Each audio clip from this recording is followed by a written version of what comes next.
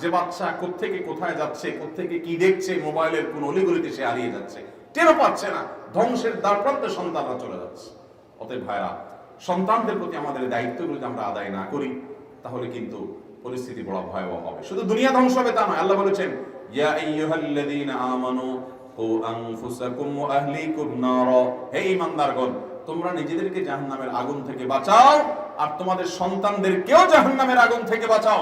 এখন বাবা মাদেরকে দেখবেন সন্তানদেরকে খাওয়ায়া পড়ায়া শুধুমাত্র ফার্মের মুরগির মতো তুলতুলা করে, বাস, আর কোনো কাম নাই।